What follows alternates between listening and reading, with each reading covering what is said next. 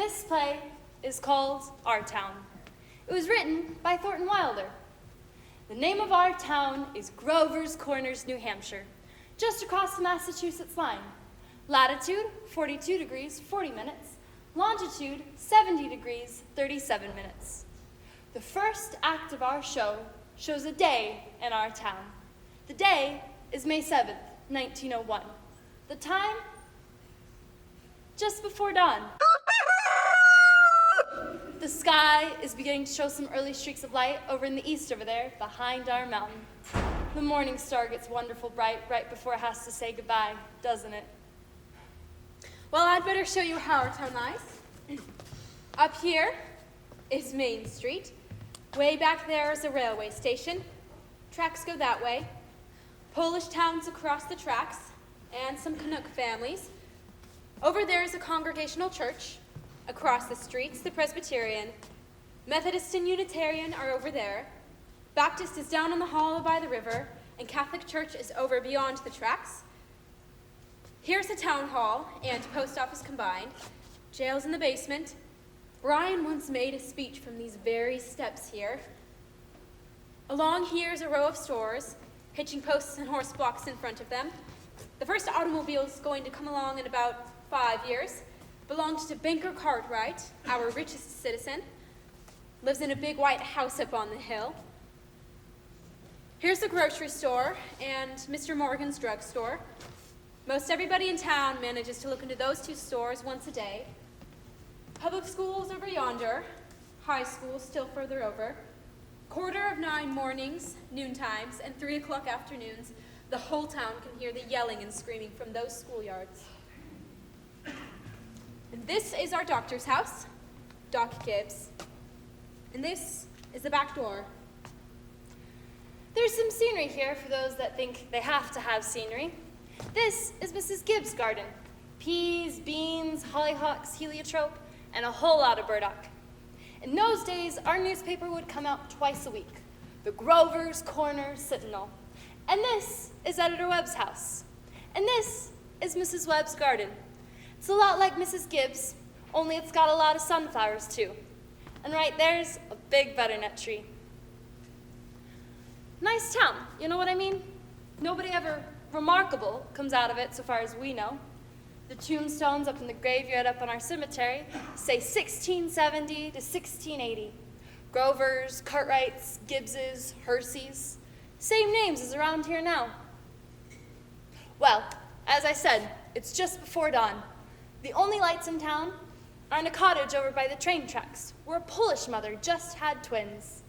And in the Joe Crawl house, where Joe Jr. is getting ready to deliver the morning paper. And in the depot, where Shorty Hawkins is getting ready to catch the 5:45 to Boston. Naturally, out in the country, all around, there have been lights on for some time now, what with Milkins and so on. But town people sleep late, and so another day's begun. There's Doc Gibbs coming down Main Street, coming back from that baby case. And there's his wife, coming downstairs to get breakfast. Doc Gibbs died in 1930. The new hospital's named after him. Mrs. Gibbs died first. Long time ago, in fact. She went out to visit her daughter, Rebecca, who married an insurance man in Canton, Ohio, and died there. Pneumonia. But her body was brought back here. She's up there in the cemetery now, and with a whole mess of Gibbses and Herseys. She was Julia Hersey before she married Doc Gibbs in the Congregational church over there. In our town, we like to know the facts about everybody. And there's Mrs. Webb, coming down to fix breakfast. And there's Doc Gibbs. He got that call at 1:30 this morning. And there's Joe Crawl Jr., delivering Mr. Webb's Sentinel. Good morning, Doc Gibbs. Good morning, Joe. Somebody been sick, Doc? Pair of twins, born over in Polish Town. Oh, do you want your paper now, sir? Yes, I'll take it. Anything serious going on in the world since Wednesday, Joe? Yes, sir. My school teacher, Miss Foster, she's getting married to a fella over in Concord. I declare. How do you boys feel about that? Well, it's none of my business, but I think if a person starts out a teacher, she ought to stay one. Oh, how's the knee, Joe? Oh, it's fine, Doc. I never even think about it anymore. Only, like you said, it always tells me when it's going to rain. What's it telling you today? Gonna rain? No, sir. You sure? Yes, sir. You ever make a mistake? No, sir. I want to tell you something about that boy Joe right there. Joe was wonderful bright. Graduated high school right here, top of his class. So he got a scholarship to Massachusetts Tech. Graduated top of his class there as well. It was all written up at the Boston newspaper at the time. Joe was going to be a great engineer, he was. But then a war broke out, and he died in France. All that education for nothing. Giddy up, Bessie. What's the matter with you today? Here comes Howie Newsom, delivering the milk. Morning, Doc. Good morning, Howie. Somebody sick? Pair of twins, born over to Miss Goris Lewinsky. Twins, eh? This town's getting bigger every year. Gonna rain, Howie? No, fine day. See, that will burn through.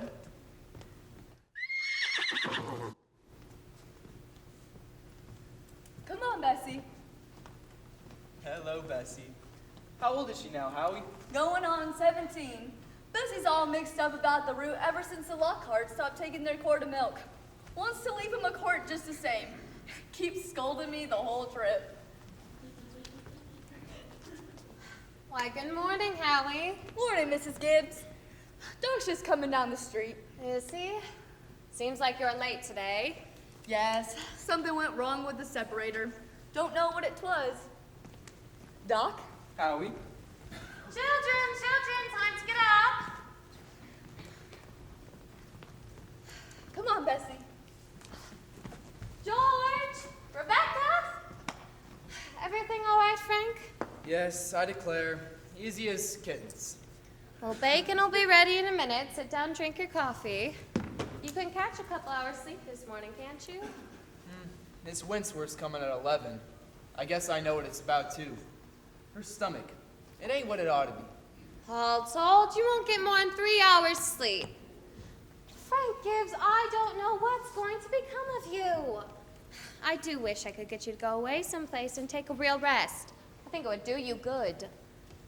Emily, time to get up. Wally, 7 o'clock.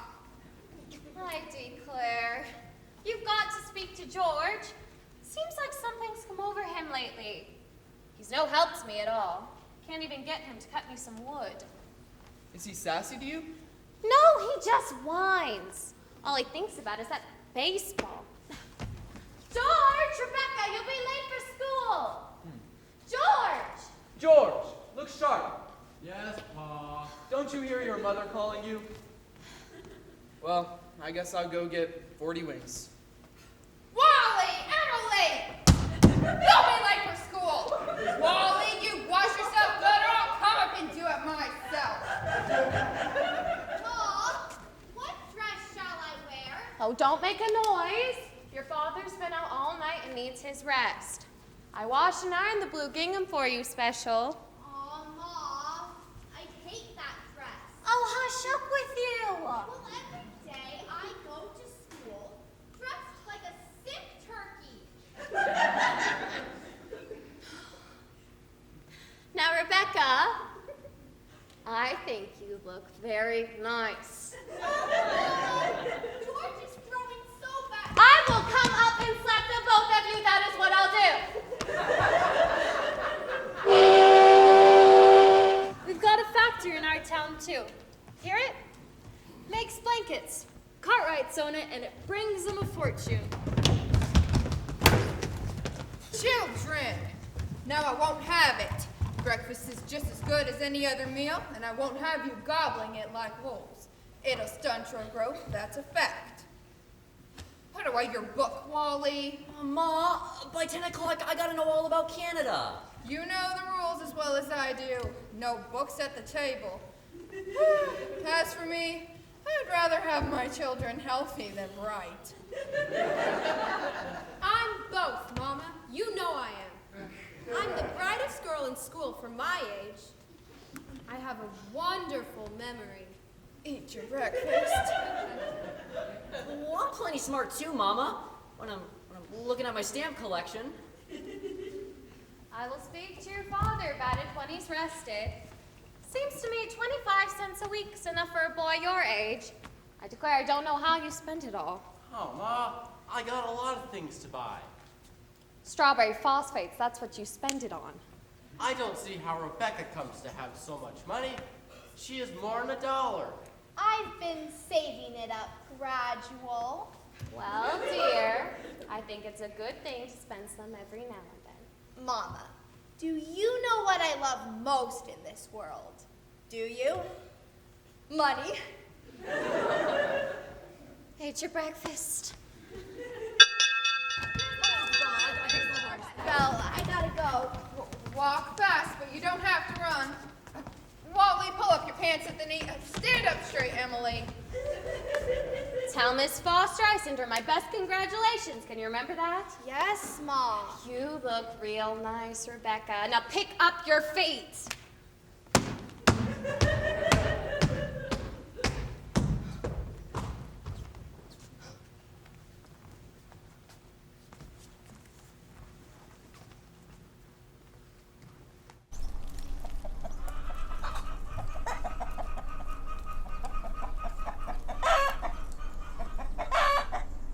Here, chick, chick, chick. Why you? Here, chick, chick, chick. What's the matter with you? Fight, fight, fight. That's all you do. Huh, you don't belong to me, would you? Oh, don't be scared now. Nobody's going to hurt you. Why, good morning, Myrtle. How's your cold? Well, I still get that tickling feeling in my throat. I told Charles I don't know as I go to choir practice tonight. Wouldn't it be any use? Have you tried singing over your voice? Yes, but somehow I can't do that and stay on the key. While I'm resting myself, I thought I'd string some of these beans. Well, let me help you. Means something good this year. I've decided to put up 40 quarts if it kills me. The children say they hate them, but I noticed they're able to get them down all winter.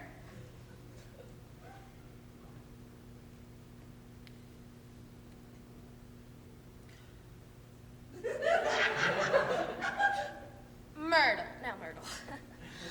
I've got to tell you something. Because if I don't tell somebody, I'll burst. Why, Julia Gibbs.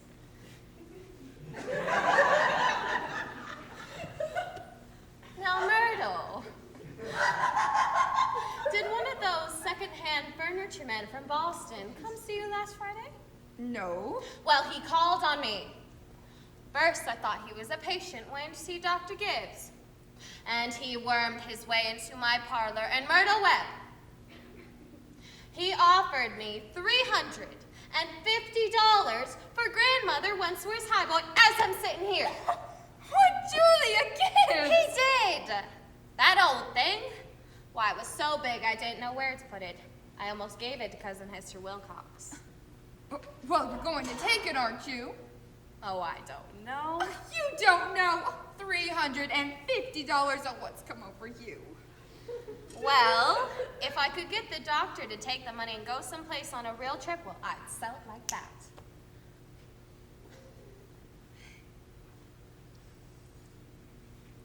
You know, Myrtle, it's been the dream of my life to see Paris, France. Oh, I don't know. I guess it sounds crazy, I suppose, but for years I've been promising myself that if we ever had the chance. How does the doctor feel about it? Well, I did beat about the bush a little and said if I got a legacy, that's the way I put it, I'd make him take me somewhere. What did he say? Oh, you know how he is. I haven't heard a serious word out of him since I've known him. No, he said it would make him discontented with Grover's Corners to go traipsing about Europe. Better let well enough alone, he says. Every 2 years, he makes a trip to the battlefields of the Civil War. And that's enough treat for anybody, he says. Well, Mr. Webb just admires the way Dr. Gibbs knows everything about the Civil War. Mr. Webb's a good mind to leave Napoleon and move over to the Civil War. Only Dr. Gibbs, being one of the greatest experts in the country, just makes him despair. It's a fact. Dr. Gibbs is never so happy as when he's at Antietam or Gettysburg. The times I walked over those hills, Myrtle, stopping at every bush and pacing it all out like we were going to bite it. Well, if that secondhand man's really serious, Julia, you sell it. And then you'll get to see Paris, all right? Just keep dropping hints from time to time. That's how I got to see the Atlantic Ocean, you know. Oh, well, I'm sorry I mentioned it. Only it seems to me that once in your life before you die, you ought to visit a country where they don't talk in English and don't even want to. Thank you, ladies. Thank you very much.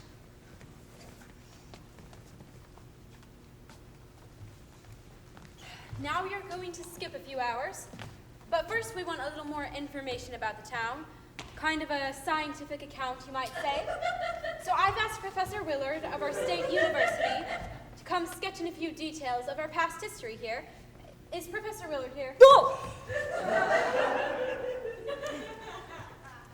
May I introduce Professor Willard of our state university? A few brief notes, Professor. Unfortunately, our time is limited. Grover's Corners, let me see. Grover's Corners lies on the old Pleistocene granite of the Appalachian Range. I may say it's some of the oldest land in the world. We're very proud of that.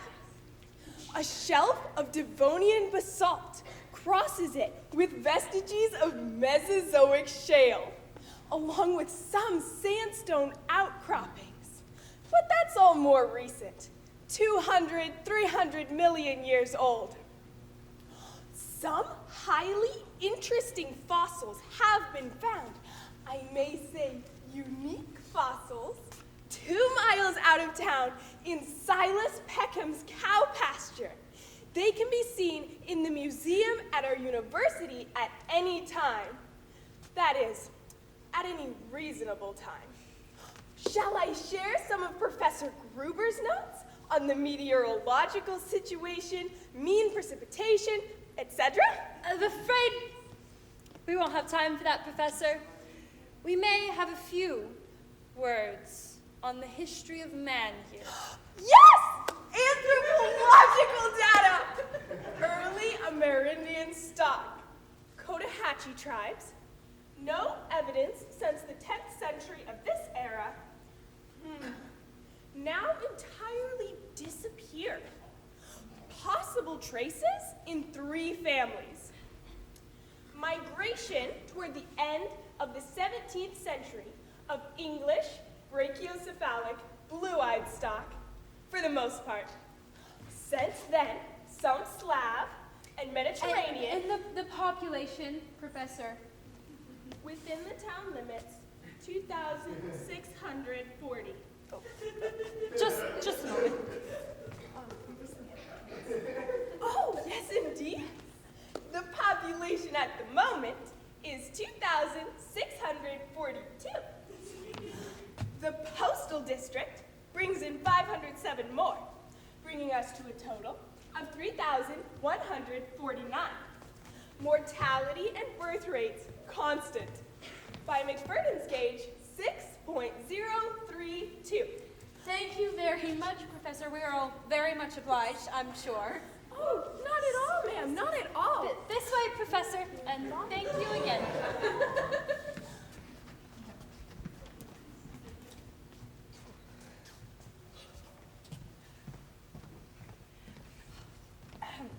We will now have the political and social report. from Mr. Webb. Mr. Webb?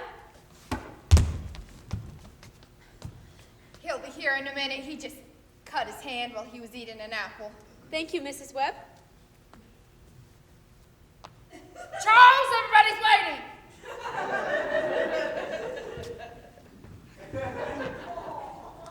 Editor Webb is publisher and editor of the Grover's Corner Sentinel. That's our local paper, you know? Well, I don't have to tell you that we're run here by a board of selectmen. All males vote at the age of 21. Women vote indirect. We're lower middle class, sprinkling of professional men, 10% illiterate laborers. Politically, we're 86% Republican, 6% Democrat, 4% socialist, rest indifferent. Religiously, we are 85% Protestant, 12% Catholic, rest indifferent. Have you any comments, Mr. Webb? Very ordinary town, if you ask me. Little better behaved than most, probably a lot duller. But our young people here seem to like it well enough. 90% of them graduating from high school settle down right here to live, even when they've been away to college.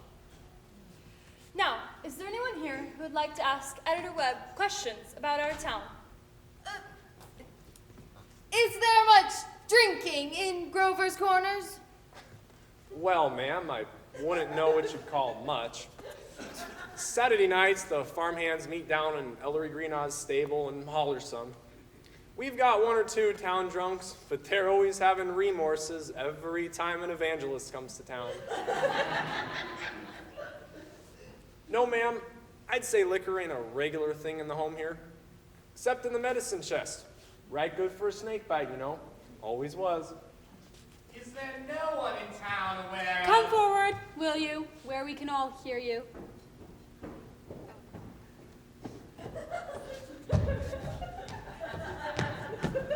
Is there no one in town aware of social injustice and industrial inequality? Oh, yes, everybody is. Something terrible.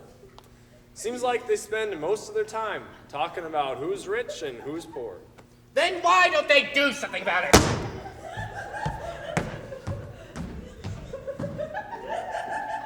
Well, I don't know. I guess we're all hunting like everybody else for a way the diligent and sensible can rise to the top and the lazy and quarrelsome can sink to the bottom. But it ain't easy to find. Meanwhile, we do all that we can to help those that can't help themselves, and those that can, we leave alone. Are there any other questions? Mr. Webb, Mr. Webb. Oh, thank you. Mr. Webb, is there any culture or, yes, thank you, or love of beauty in Grover's Corners? Well, ma'am, there ain't much. Oh. Not in the sense you mean. Oh. Come to think of it, there are some girls that play piano at high school commencement, Oh. but they ain't happy about it. Oh. No, ma'am, there isn't much culture. Oh. But maybe this is the place to tell you that we've got a lot of pleasures of a kind here. We all like the sun coming up over the mountain in the morning, and we all notice a good deal about the birds. We pay a lot of attention to them. And we watch the change of the seasons. Yes, everybody knows about them. Yeah. But those other things, you're right, ma'am, there ain't much. Robinson Crusoe, the Bible, Handel's Largo, we all know that. Whistler's Mother. Those are just about as far as we go.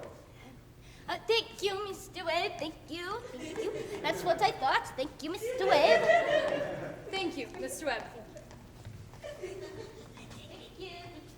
Should we help him? I'll be in it.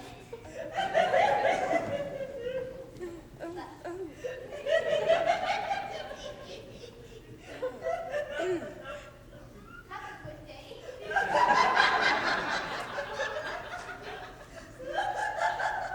I'm sure it's fun. We will now return to our town. It's early afternoon. All 2,642 have had their dinners, and their dishes have been washed. There's an early afternoon calm in our town, a buzzing and a humming from the school buildings, only a few buggies on Main Street, horses dozing at the hitching posts. You all remember what it's like? Doc Gibbs is in his office, tapping people and making them say ah. Mr. Webb is cutting his lawn over there. 1 man in 10 thinks it's a privilege to push his own lawnmower. No, sir, it's later than we thought. There are the children coming home from high school already. I can't, Lois. I've got to go home and help my mother. I promise. Emily, walk simply. Who do you think you are today? Papa, you're terrible. 1 minute you tell me to stand up straight, and the next minute you call me names. I just don't listen to you.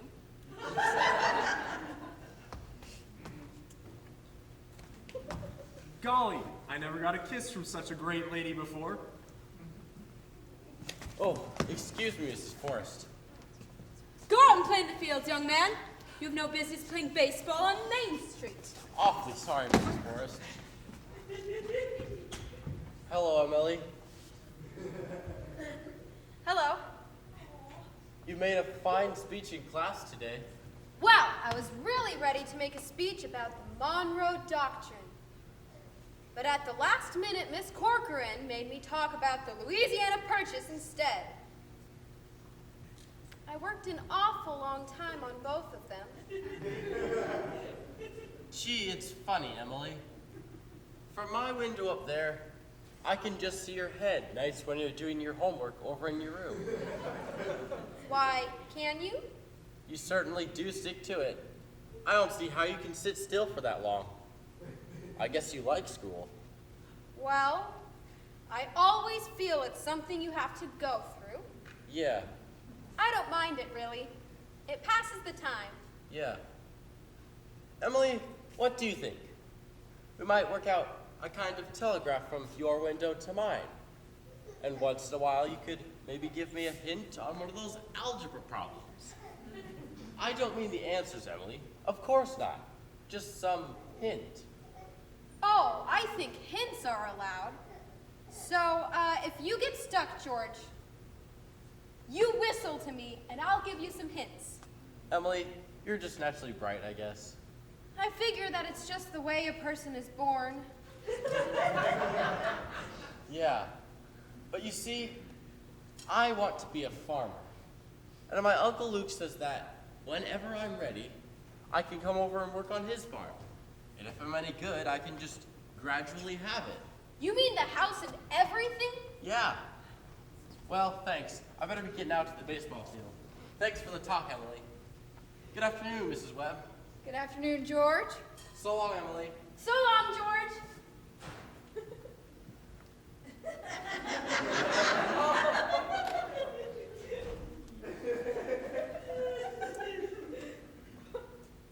Emily, come help me string these bees for the winter.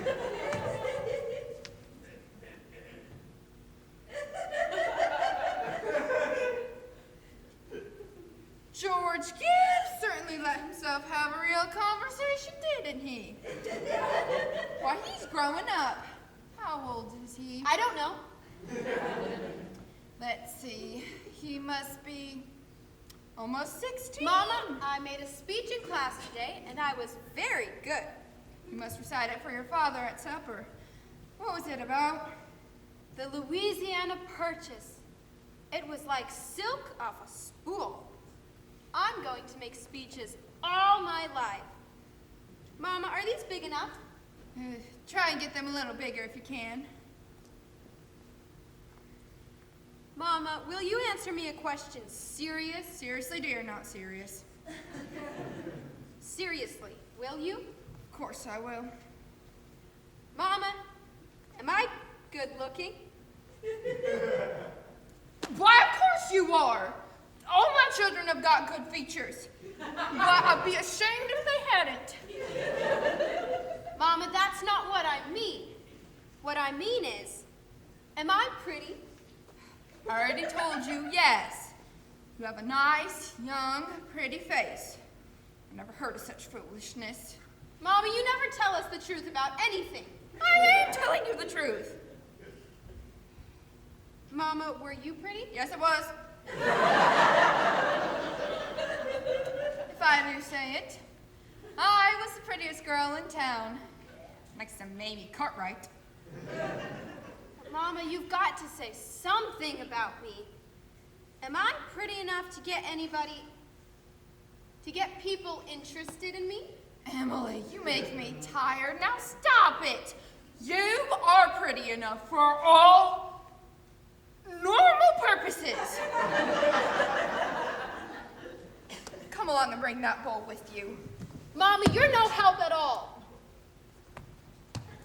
Thank you, Emily, and thank you, Mrs. Webb. We'll have to interrupt here again, as there's just a few more things we'd like to explore about our town. I think now is a good time to tell you that the Cartwright interests have just begun building a new bank in Grover's Corners. Had to go to Vermont for the marble, sorry to say.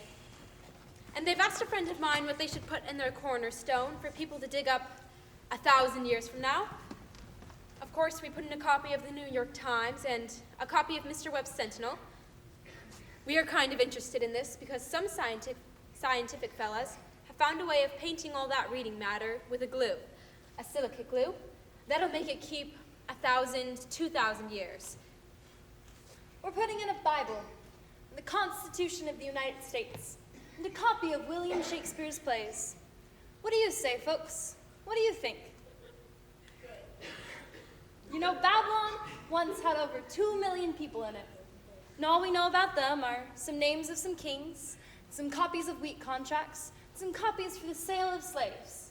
And yet, every night, those families would sit down to supper. And the fathers would come home from work. The smoke would go out of the chimney. Same as here. And even in Greece and Rome, all we know about the real life is what we can piece together from some joking poems and comedies they wrote for the theater back then. So, I'm going to have a copy of this play put in a cornerstone. So, people 1,000 years from now will know a few simple facts about us, more than the Treaty of Versailles or the Lindenberg flight. See what I mean? So, people 1,000 years from now, this is the way we were in the province north of New York at the beginning of the 20th century. This is the way we were in our growing up, and in our marrying, and in our living, and in our dying.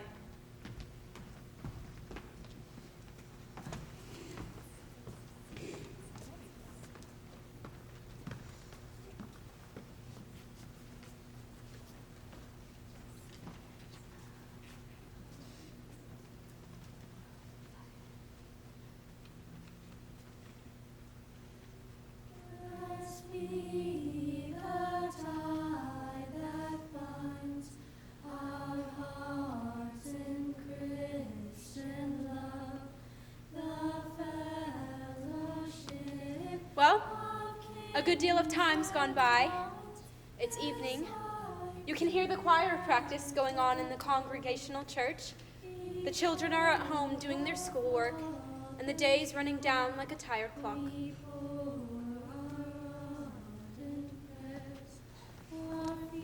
Now, look, everybody. Music come into the world to give pleasure.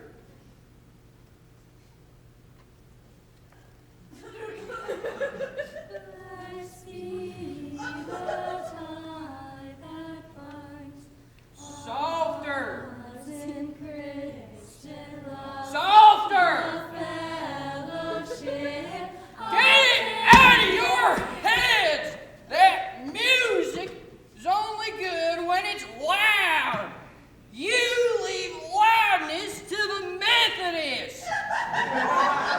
You couldn't beat him even if you wanted to. Now, again, tenors.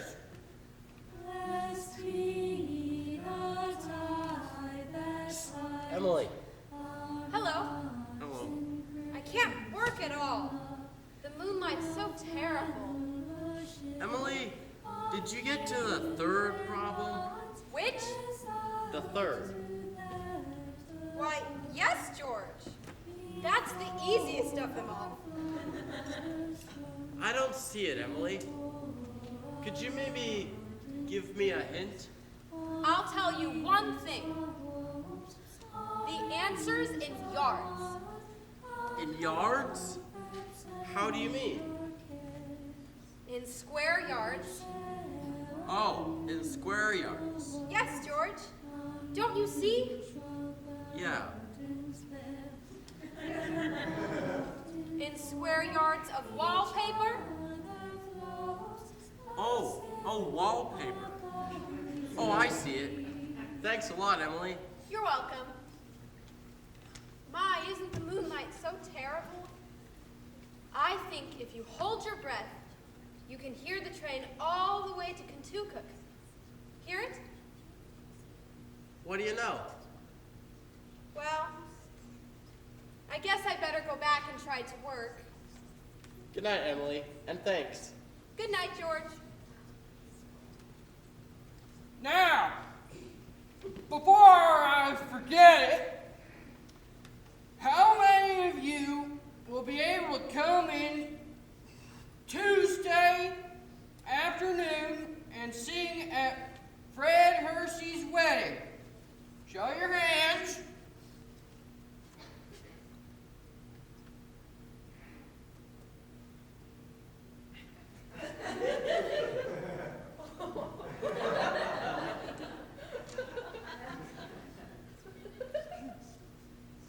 That'll be fine. That'll be right nice.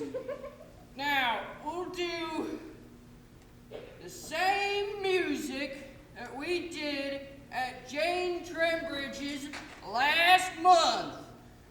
Now, we'll do Great is Thy Faithfulness. It's a statement, ladies and gentlemen. Make it talk. Ready? Great is thy faithfulness, O God my Father. There is no shadow of turning with thee. Thou changest. Oh, George, could you come down a minute? Yes, Pa.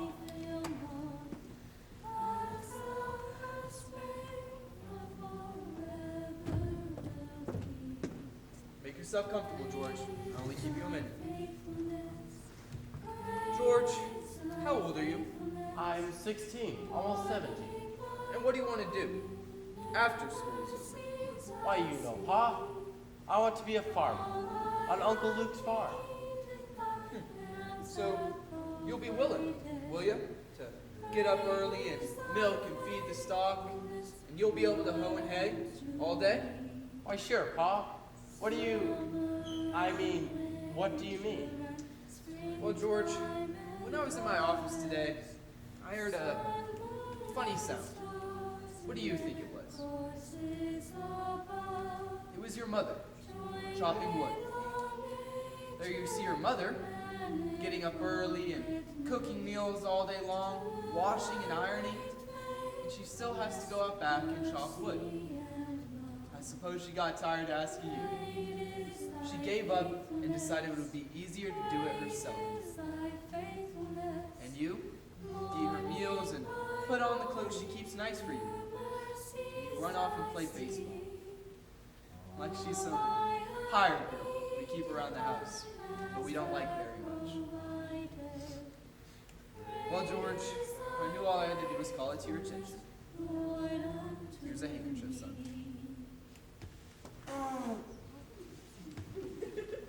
George, I've decided to raise your spending money to 25 cents a week. Not, of course, for chopping the wood for your mother, because that's a present you give her. But because you're getting older, and I'm sure there's lots of things you must find to do with it. Thanks, Pa. Let's see. Tomorrow's your payday. You can count on it. Probably Rebecca will feel she ought to have some more, too. Wonder what could have happened to your mother. Choir practice never ran this late before. It's only 8:30, Pa. I don't know why she's in that choir. She hasn't gotten any more of a voice than an old crow. Drops around the street at this hour of night. Well, just about time you retired. Don't you think, son? Yes, Pa.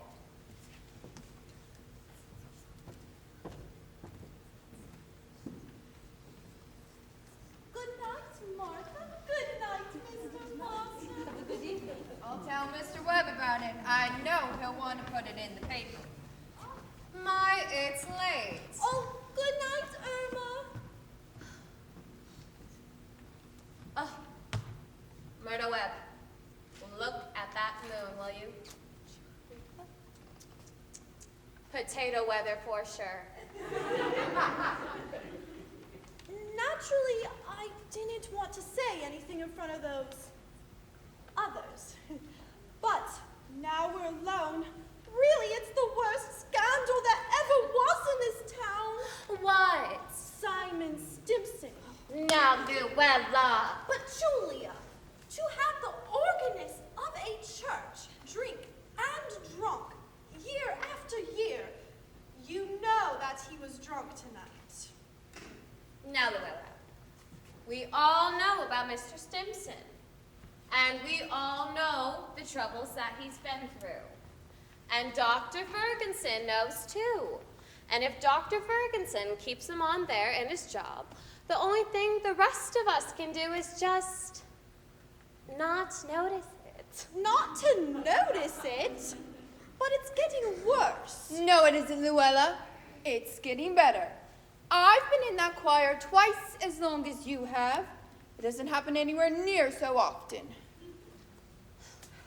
My, I'd hate to go to bed on a night like this. Well, I'd better hurry. Those children will be up till all hours. Good night, Luella.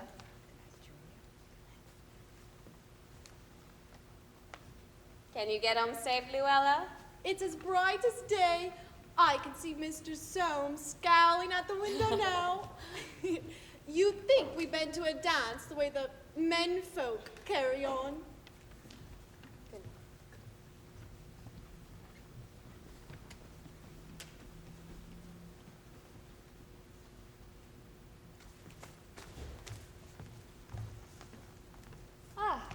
We had a real good time.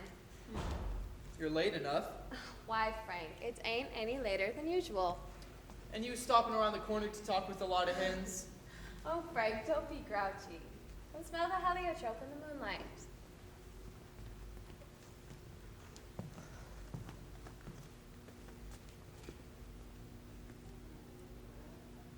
Isn't that wonderful? What did you do all the time I was away? Oh, I read. As usual. What were the ladies talking about tonight? Well, believe me, Frank, there is something to talk about. Simon Stimpson gone far, was he? Worst I've ever seen him. How'd that end, Frank? Dr. Ferguson can't forgive him forever. I guess I know more about Simon Stimpson's affairs than anybody in this town. Some people just aren't built for small town life. I don't know how that'll end, but there's nothing we can do but leave it well enough alone. Come on, get in. No, not yet. Frank, I'm worried about you. What are you worried about? I think it's my duty to make sure you get a real rest and change. And well, if I get that legacy, I'm going to insist on it. Now, Juliet, there's no sense in going over this again. Frank, you're just being unreasonable. Come on, get in. First thing you know, you'll catch a cold. I gave George a piece of my mind tonight. I reckon you'll have your wood chopped. For a while, anyway. No, start getting upstairs. Oh dear, there's always so many things to pick up, seems like. You know, Frank, Mrs. Fairchild locks her front door every night. All those people in that part of town do. They're all getting citified. That's the problem with them. They haven't got anything fit to burgle, and everyone knows it.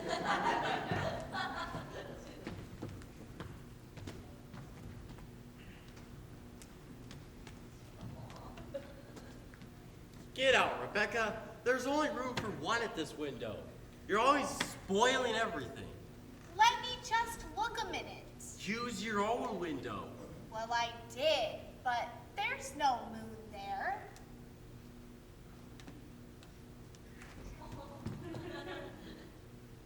George, do you know what I think?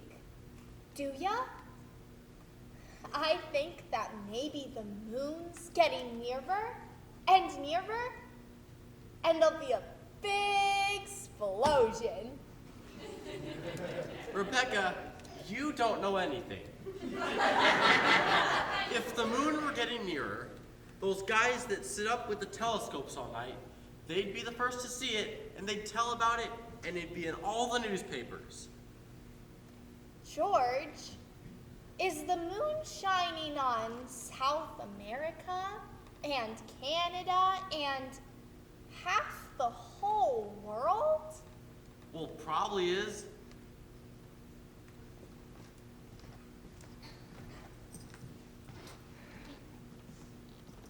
9:30. Most lights are out. No, there's Constable Warren trying a few doors on Main Street.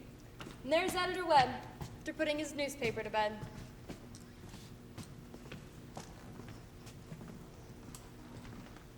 Evening, Bill. Evening, Mr. Webb. Quite a moon. Yup. All quiet tonight? Saw Simon Stimson rolling around a little earlier. Saw his wife and me about to look for him, so I turned the other way. There he is now. Good evening, Simon. Town seems to have settled down for the night pretty well. Good evening. Yes, the town seems to have settled down for the night, Simon. I guess we better do the same. Can I walk along the ways with you? Good night. Don't know how that's gonna end. Well, he's seen a peck of trouble, one thing after another. Oh, Bill, if you see my boy smoking cigarettes, just give him a word, will you? He thinks a lot of you, Bill. I don't think he smokes no cigarettes. At least no more than 2 or 3 a year. I hope not. Well, good night, Bill. Good night, Mr. Webb. Who's that up there? Is that you, Myrtle? No, it's me, Papa. Why aren't you in bed? I don't know. I just can't sleep yet, Papa. The moonlight's so wonderful. And the smell of Mrs. Gibbs' heliotrope. Can you smell it? Yes. Haven't any troubles on your mind, have you, Emily? Troubles, Papa? No. Well, enjoy yourself, but don't let your mother catch you. Good night, Emily. Good night, Papa.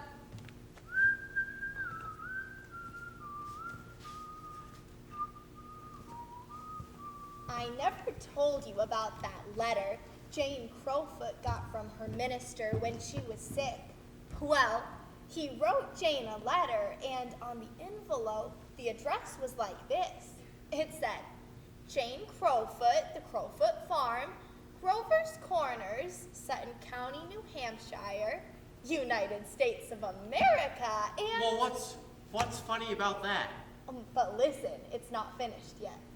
The United States of America, continent of North America, the Western Hemisphere, the Earth, the solar system, the universe, and the mind of God.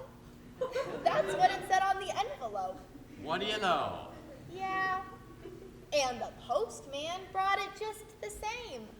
What do you know?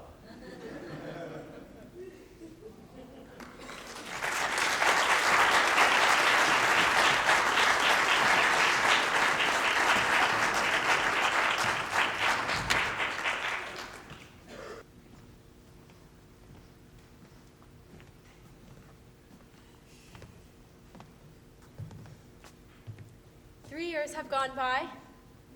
Yes, the sun's come up over 1,000 times. Summers and winters have cracked the mountains a little bit more, and the rains have brought down some of the dirt. Some babies that weren't even born before have begun talking real sentences already, and a number of people who thought they were right young and spry have noticed they can't bound up a flight of stairs like they used to, without their heart fluttering a little. All that can happen in 1,000 days. Nature's been pushing and contriving in its own ways, too. A number of people fell in love and got married. The mountain got bit away a few fractions of an inch.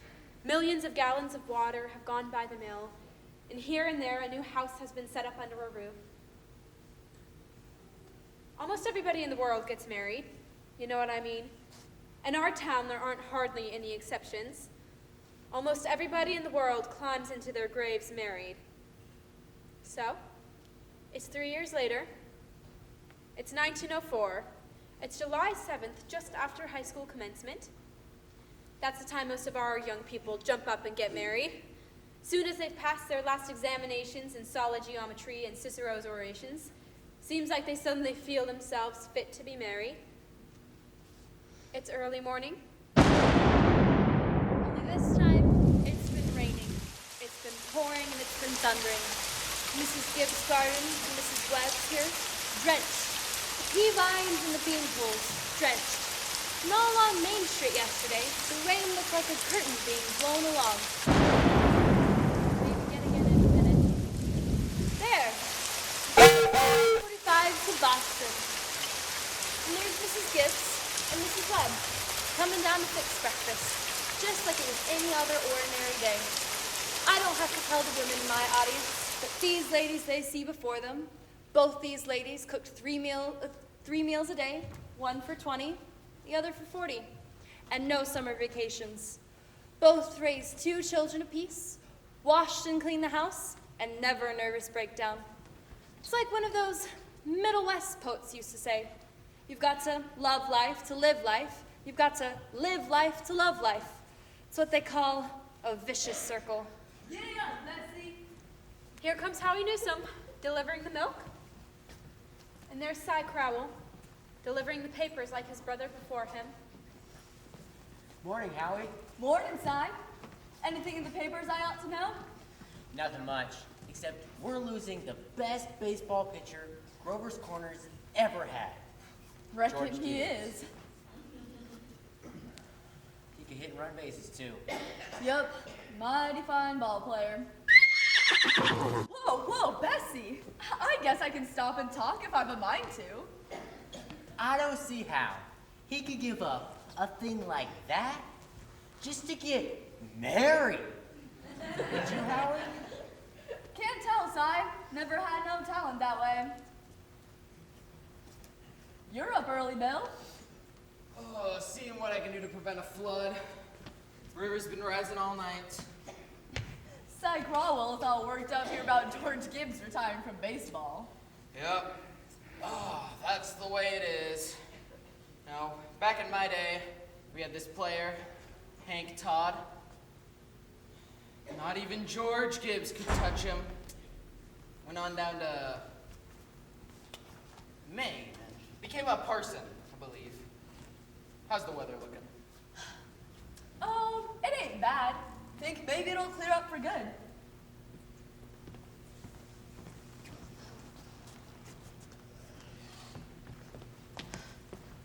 Good morning, Howie. Morning, Mrs. Gibbs. Do you think it's going to rain some more? It rained so heavy, think maybe it'll clear up. Well, I certainly hope it will. How much did you want today? I'm going to have a house full of relations, Howie. Looks like I will need 3 milk and 2 cream. Mr. Newsom told me to tell you is how we both hope they'll be very happy, Mrs. Gibbs. No, they will. Well, tell your husband I hope he gets all right to the wedding. Yes, he'll hopes to get there. Couldn't miss that.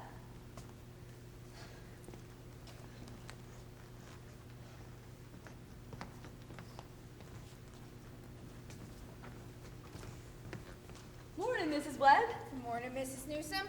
I told you 4 quarts of milk, but I hope you can spare me another. Yes, and the 2 of cream. Thank you. Will it start raining again, Mrs. Newsom? Well, I was just telling Mrs. Gibbs is how it might lighten up. Mr. Newsom told me to tell you how we both hope they'll be very happy, Mrs. Webb. No, they will. Thank you. Thank Mr. Newsom. And we're counting on seeing you at the wedding. Yes, we hope to get there. Couldn't miss that. Come on, Bessie. Well, Mom, the day has come. You're losing one of your chicks. Oh, Frank Gibbs, don't you start that. I feel like crying every minute.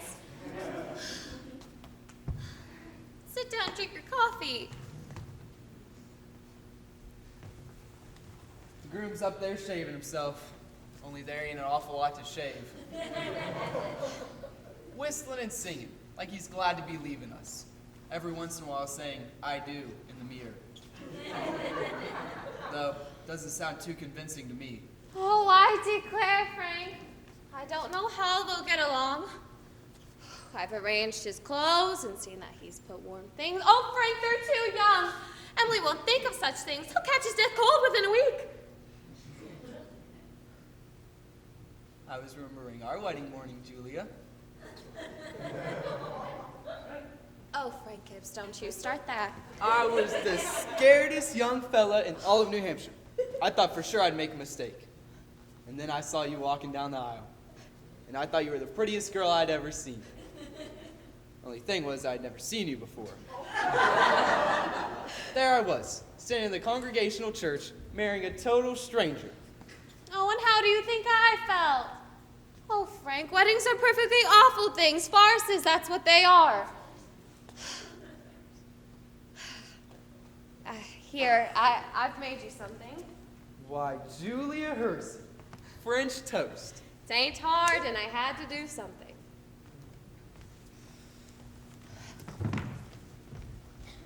How'd you sleep last night, Julia? Well, I heard a lot of the hours struck off. Yes. I get a great shock anytime I think of George setting off to be a family man. That great gangling thing. I'll tell you, Julia, there's nothing in this world as terrifying as a son.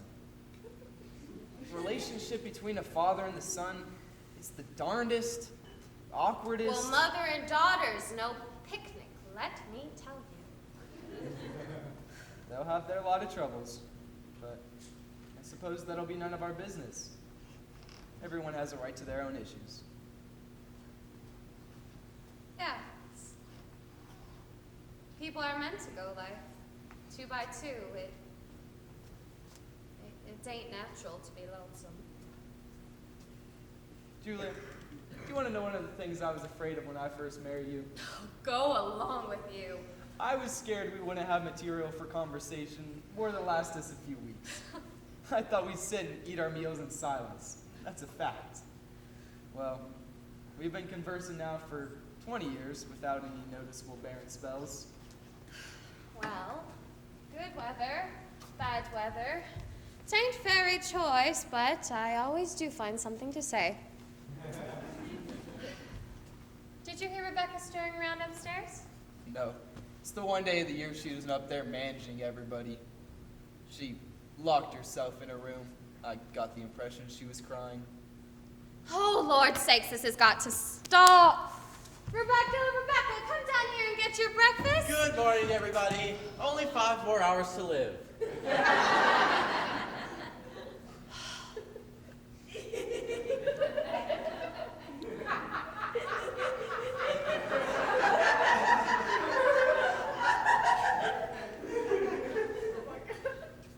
George Gibbs, where are you going?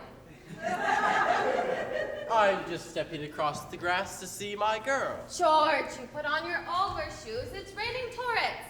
You don't go out of this house without you being prepared for it. Oh, Ma, it's just a step. George! You'll catch a death cold and cough all through the service. George, do as your mother tells you.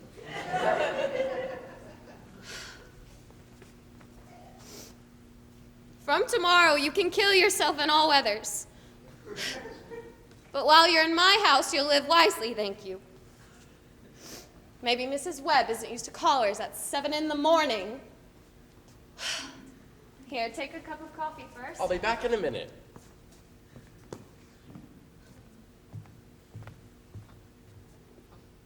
Good morning, Mother. You frightened me. Now, George, you can come in a minute out of the weather. You know I can't ask you in. Why not?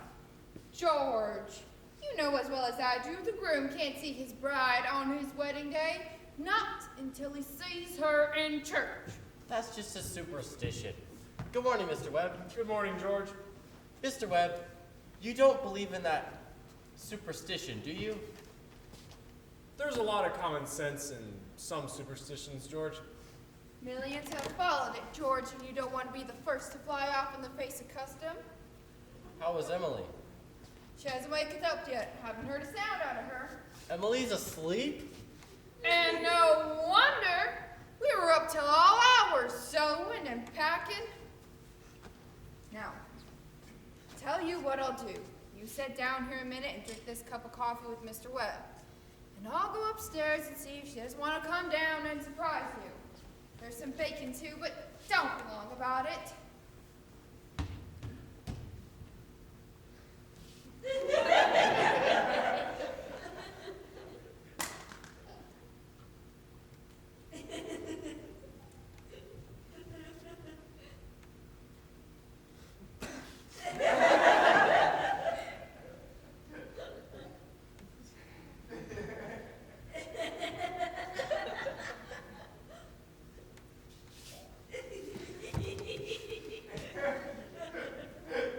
Well, George, how are you? Oh, I'm fine. Mr. Webb, what sense could there be in a superstition like that? Well, you see, on her wedding morning, a girl's head apt to be full of clothes and one thing or another. Don't you think that's probably it? Yes. Girls apt to be a mite nervous on her wedding day. I wish a fella could get married without all that marching up and down. Every man that's ever lived has felt that way about it, George. But it hasn't been any use. It's the women folk who built up weddings, my boy.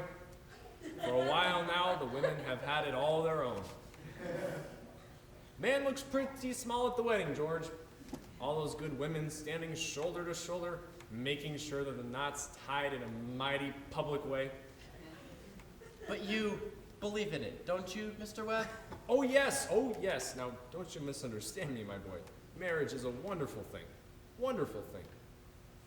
And don't you forget that, George. No, sir. Mr. Webb, how old were you when you got married? Well, you see, I'd been away to college and I'd taken some time to get settled. But Mrs. Webb, she wasn't much older than what Emily is. Oh, age hasn't much to do with it, George. Not compared with, other things. What were you going to say, Mr. Webb? Oh, I don't know. Was I going to say something? George, the other night I was thinking of some advice my father gave me when I got married. Charles, he said, Charles, start out early showing who's boss, he said. Best thing to do is to give an order, even if it don't make sense, just so she'll learn to obey. And then he said, if anything about your wife irritates you, her conversation or anything, just get up and leave the house. That'll make it clear to her, he said. And oh yes, he said, never, never let your wife know how much money you have. Never. Well, Mr. Webb, I don't think I could. So, I took the opposite of my father's advice, and I've been happy ever since. And let that be a lesson to you, George, never to ask advice on personal matters.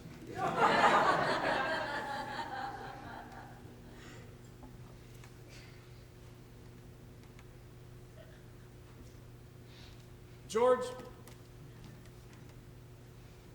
are you going to raise chickens on your farm? What? Are you going to raise chickens on your farm? Oh, well, Uncle Luke's never been much interested, but I thought I could. A book came into my office the other day, George, on the philo system of raising chickens. I want you to read it.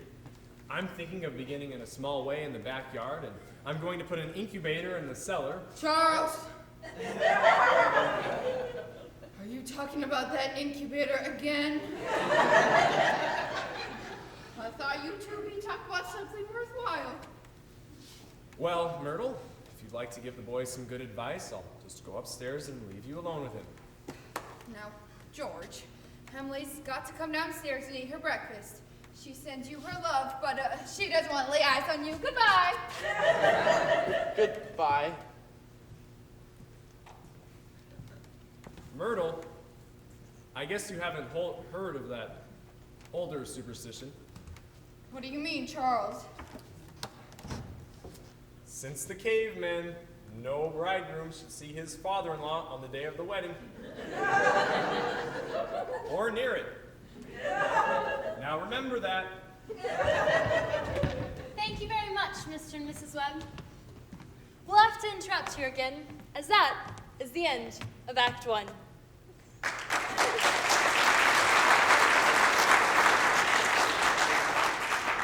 But really quick, we are going to do a cake raffle. And we have two very special guests we'd like us to join us. We have Mrs. Gibbs and Mrs. Webb.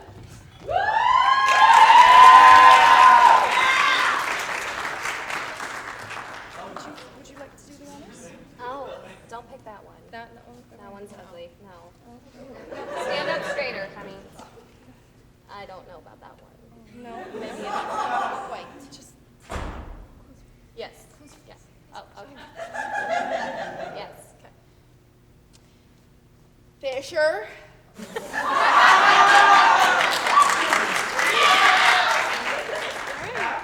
Oh, wait, no, stay there. Stay. Get your cake. Sit down, young man.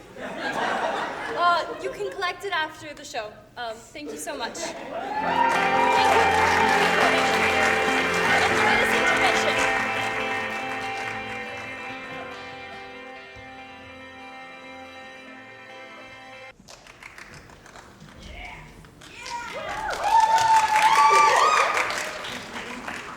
You see, we want to know how all this began. This wedding, this plan to spend a lifetime together. I'm awfully interested in how big things like that begin. You know how it is. You're 21 or 22. You make some decisions, then whoosh. You're 70. You've been a lawyer for 50 years. And that white-haired lady at your side has eaten over 50,000 meals with you. So how do such things begin? George and Emily are going to show you now the conversation they had when they first knew that, as the saying goes, they were meant for one another. But before we do that, I want you to try and remember what it was like to be very young. And especially the days where you were first in love. We didn't quite see the street in front of you. And you didn't quite hear what was being said to you. You were just a little crazy. Will you try and remember that, please? Now, George and Emily will be getting out of high school at 3 o'clock. George has just been elected president of the junior class. And as it's June, that means he will be president of the senior class as well. And Emily has just been elected secretary and treasurer. I don't have to tell you how important that is. There they are coming down Main Street now. I can't, Miss Louise. I've got to go home. Goodbye. Oh, Ernestine. Ernestine, can you come over tonight and work on Latin? Isn't that Cicero the worst thing? Tell your mother you have to. Goodbye. Goodbye, Helen. Goodbye, Fred. Fred. Can I carry your books home for you, Emily? Why, thank you. It isn't far. Excuse me a minute, Emily. Say, Bob, if I'm a little late, start practice anyway, and give Herb some long high ones. Goodbye, Lizzie. Goodbye, Lizzie. I'm awfully glad you were elected too, Emily. Thank you. Emily, why are you mad at me? I'm not mad at you. You've been treating me so funny lately. Well, since you asked me, I might as well say it right out. George. Goodbye, Miss Corcoran. Goodbye, Miss Corcoran. What is it? I don't like the whole change that's come over you in the last year. I'm sorry if that hurts your feelings, but I've got to tell the truth and shame the devil. A change? What do you mean? Well, up to a year ago, I used to like you a lot, and I used to watch you as you did everything, because we'd been friends for so long. And then you began spending all your time at baseball, and you never stopped to speak to anybody anymore. Not even your own family you didn't. And George, it's a fact. You've gotten awful conceited and stuck up, and all the girls say so. They may not say so to your face, but that's what they say about you behind your back. And it hurts me to hear them say it, but I've got to agree with them a little. I'm sorry if it hurts your feelings, but I can't be sorry I said it. I'm glad you said it, Emily. I never knew such a thing was happening to me. I guess it's hard for a fella not to have faults creep into his character.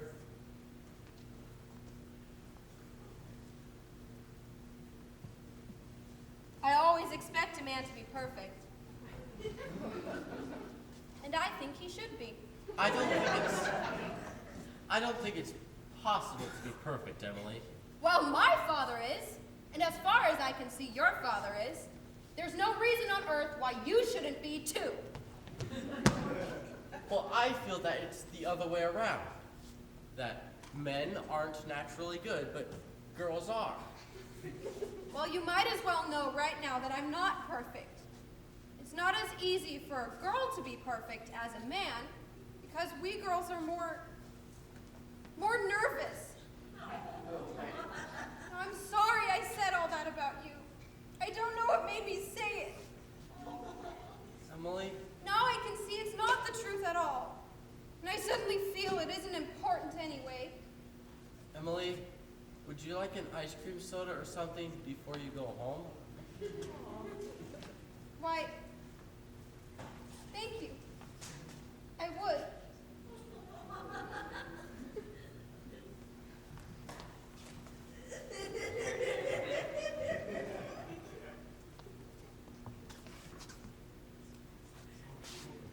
Hello, Mrs. Morgan. How are you? Hello, George. Hello, Emily. What do we have? Emily Webb, what have you been crying about? She just had an awful scare, Mrs. Morgan. The hardware store wagon almost ran her over. Everyone says that Tom Huggins drives like a crazy man. Will you take a drink of water now, Emily? You look all shook up.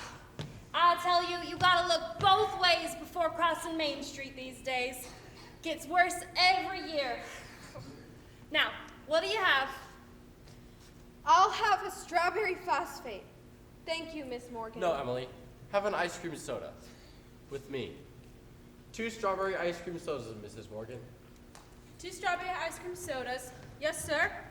Yes, sir. There are 125 horses in Grover's Corners this minute I'm talking to you. State inspector was in here yesterday. They're bringing in these automobiles. I tell you, it's safer to just stay home. Why, I remember when a dog could lie in the middle of Main Street all day and nothing and nobody would come along to disturb him.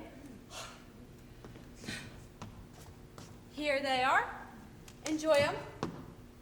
Yes, Mrs. Ellis, what can I do for you? They're so expensive. No, Emily. Don't you think of that. We're celebrating our election. And then do you know what else I'm celebrating? No. I'm celebrating because I have a friend who tells me all the things that ought to be told me. George, please don't think about that.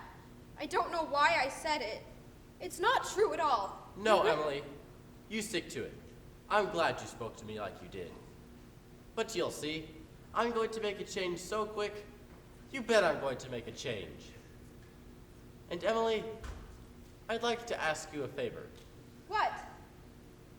Emily, if I do go away to agriculture school next year, will you write me a letter once in a while? I certainly will. I certainly will, George. It certainly seems like being away 3 years, you'd get out of touch with things. maybe letters from Grover's Corners wouldn't be so interesting after a while. I mean, Grover's Corners isn't a very important place when you think of all New Hampshire. But I think it's a very nice town. The day wouldn't come when I wouldn't want to know everything that's happening here. I know that's true, Emily. Well, I'll try to make my letters interesting. You know, Emily, whenever I meet a farmer, I ask him if he thinks it's important to go to agriculture school to be a good farmer. Why, George. Yeah, and some of them even say that it's a waste of time. You can get all those things anyway out of the pamphlets that the government sends out. And Uncle Luke's getting old. He's about ready for me to start taking over his farm. Tomorrow, if I could. My.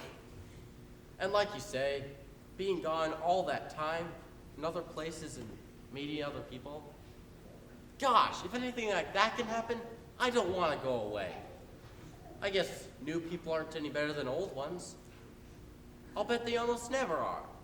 Emily, I feel that you're as good a friend as I've got. I don't need to go into other towns and meet other people. But, George, maybe it's very important for you to go and learn all that about cattle judging and soils and those things. Of course, I don't know. Emily, I'm going to make up my mind right now. I won't go. I'll tell Pa about it tonight. What? George, I don't see why you have to decide right now. It's a whole year away. Emily, I'm glad you spoke to me about that fault in my character. What you said was right, but there was one thing wrong with it. And that was when you said that for a year I wasn't noticing people. And you, for instance, why, you say you were watching me as I did everything. I was doing the same about you the whole time. Why, sure. I always thought about you as one of the chief people I thought about. I always made sure where you were sitting on the bleachers and who you were with. And for 3 days now, I've been trying to walk home with you, but something's always gotten in the way. Yesterday, I was standing over by the wall, waiting for you, and you walked home with Miss Corcoran. George, life's awful funny. How could I have known that? Why, I thought... Listen, Emily, I'm going to tell you why I'm not going to agriculture school. I think that once you've found a person that you are very fond of, I mean, a person who's fond of you too, and likes you enough to be interested in your character, well, I think that's just as important as college is, and even more so. That's what I think. I think it's awfully important too. Emily? Yes, George? Emily, if I do improve and make a big change, would you be, could you be... I am now. I always have been. So I guess this is a pretty important talk we've been having. Yes. Yes. Wait just a minute and I'll walk you home. Mrs. Morgan, I'll have to go home and get the money to pay for this. It'll only take a minute. Why, George Gibbs, do you mean to tell me that... Yes, but I have reasons. Look, here's my gold watch to keep until I get back with the money. That's all right. Keep your watch. I'll trust you. I'll be back in 5 minutes. I'll trust you 10 years, George. Not a day over. Get over your shock, Emily. Yes, thank you, Miss Morgan. It was nothing. I'm ready.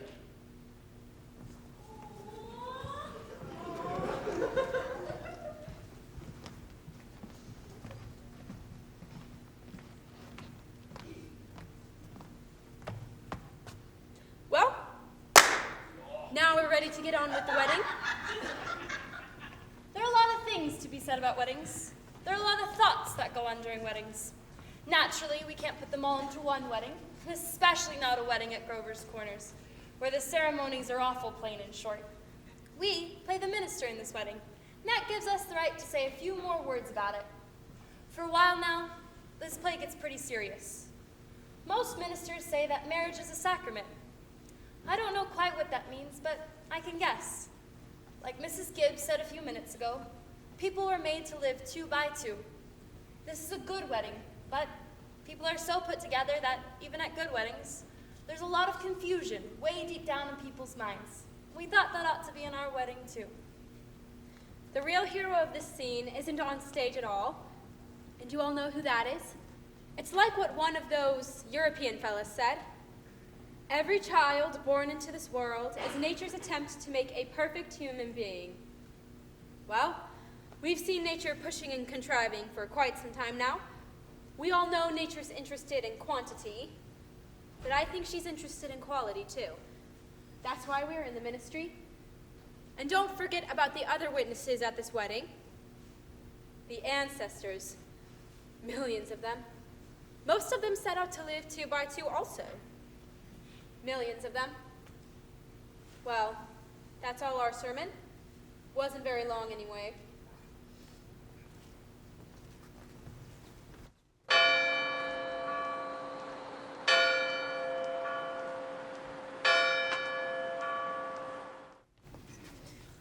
Oh, I don't know why I'm crying. I suppose there's nothing to cry about.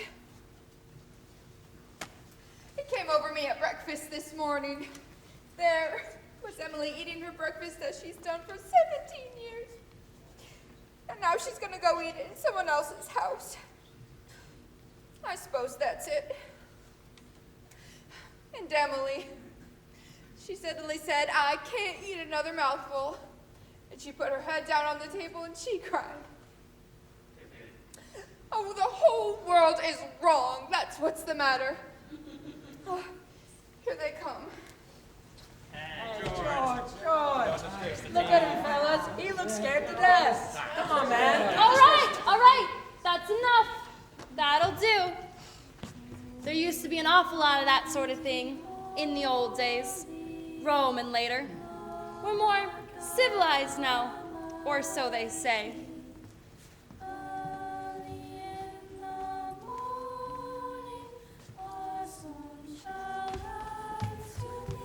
George, what's the matter? Ma, I don't want to grow old. Why is everybody pushing me so? Why, George, you wanted it. No, Ma, listen to me. No, George. You're a man now. Ma, listen to me. For the last time I ask you, all I want to do is to be a fella. George! Stop! I'm ashamed of you if anyone should hear you. What? Where is Emily? Oh, George, you gave me such a turn. Cheer up, Ma. I'm getting married. Yes, just let me catch my breath a minute. Now look, Ma, you save Thursday nights. Emily and I are coming over for dinner every Thursday night. Come on, Ma, we've got to get ready for this. What are you crying for?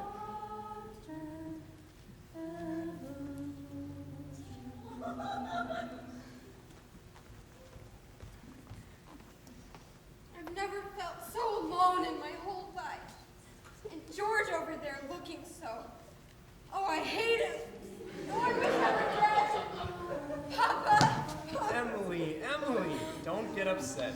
Papa, I don't want to get married. Shh, Emily, everything's all right. Why can't I stay for a while just as I am? Let's go away. No, Emily, you mustn't think of such things. Don't you remember that you used to say, all the time, you used to say all the time that I was your girl? There must be lots of places we can go to. I'll work for you. I could keep house. No, Emily, you mustn't think of such things. You're just nervous. George, will you come over here a minute?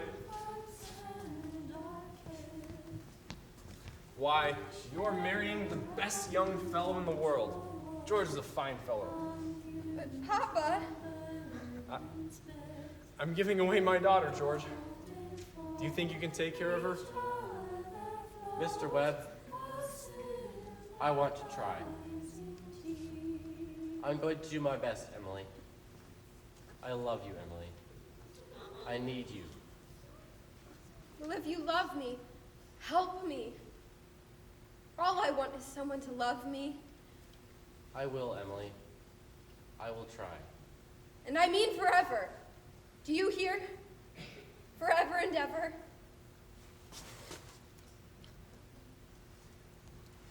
Come, they're waiting for us. Now you know it'll be all right. Come quick.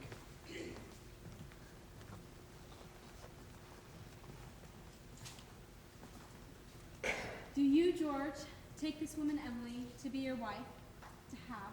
Perfectly lovely wedding. Loveliest wedding I ever been to. Oh, I do love a good wedding, don't you?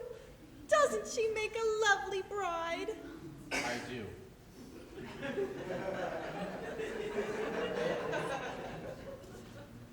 And you, Emily, take this man, George, to be your lawfully wedded husband. Don't know what I've seen, such a lovely wedding, but I always cry. I don't know why it is, but I always cry. I just like to see young people happy. Well, don't you? Oh, I think it's lovely. The rings?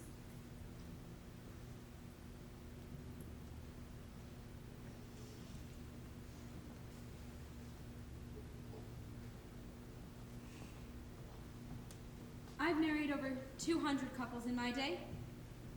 Do I believe in it? I don't know. M marries N, millions of them. The cottage, the go-kart, the Sunday afternoon drives in the Ford, the first rheumatism, the grandchildren, the second rheumatism, the deathbed, the reading of the will. Once in 1,000 times, it's interesting. Well, let's have Mendelssohn's Wedding March.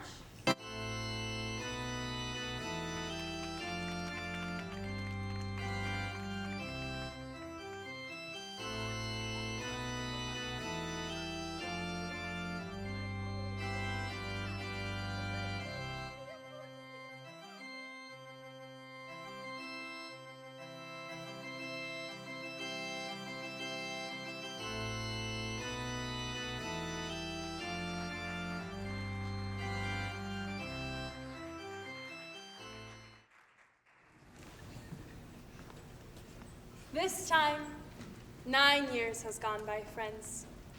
Gradual changes in Grover's Corners. Horses are getting rarer and rarer.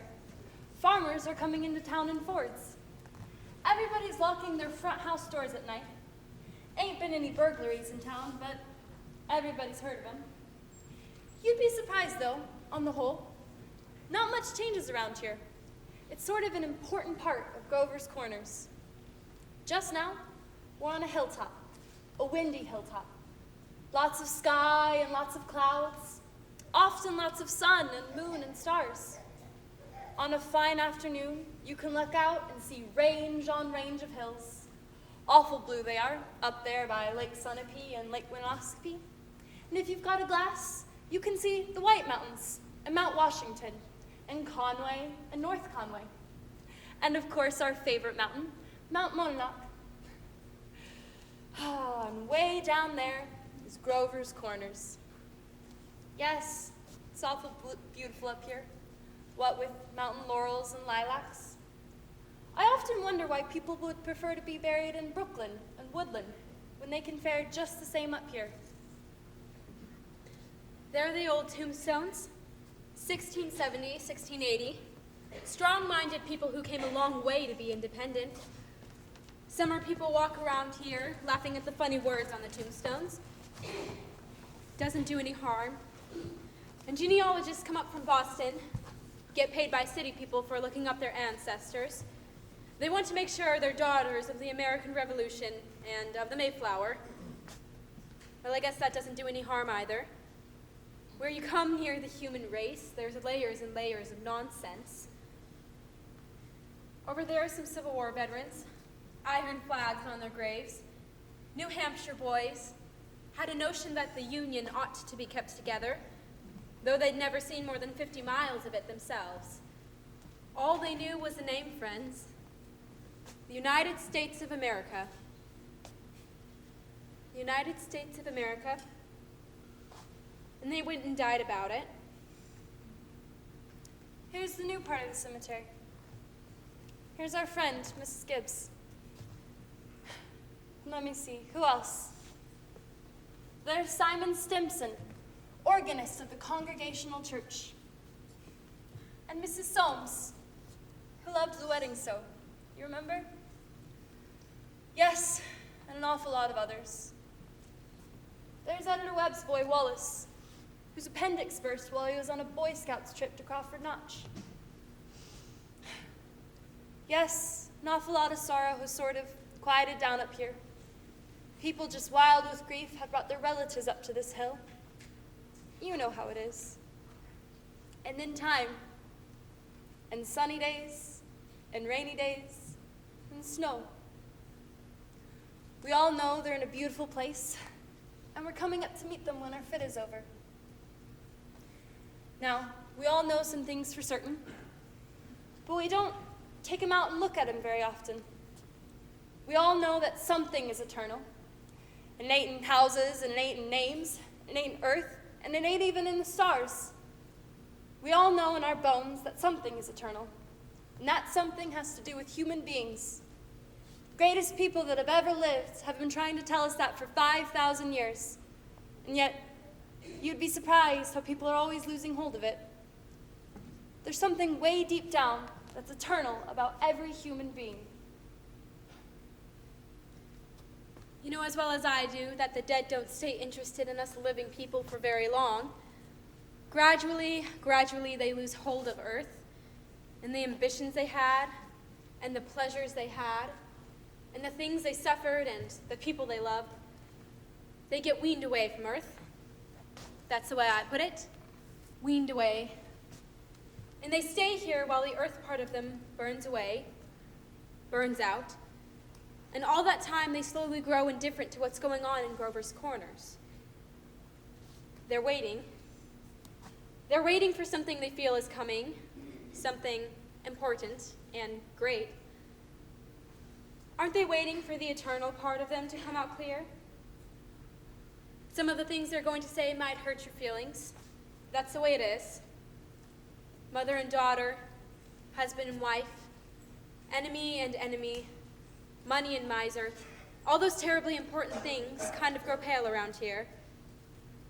And what's left when your memory's gone and your identity, Mrs. Smith? Well, there's some living people here too. There's Joe Stoddard, an undertaker, supervising a newly made grave. And there's a Grover's Corners boy who left town to go out west. Well, good afternoon, Joe Stoddard.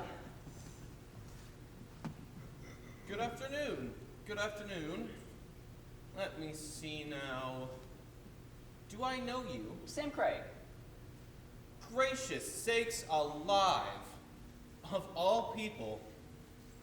Should have known you'd be back for the funeral. Yes, I've been away over 12 years now. I'm in business out in Buffalo now, Joe, but I was in the East when I heard news of my cousin's death, so I thought I'd combine things a little to see the old home. You look well. Yes. Can't complain. Very sad, our journey today, Samuel. Yes. Yes. I always say, I hate to be supervising when a young person is taken. They'll be here any minute now. I had to come here early today. My son is supervising at the home. Old Farmer McCarty. I used to do a chores for him after school. He had the lumbago. Yes. We brought Farmer McCarty here a number of years ago now.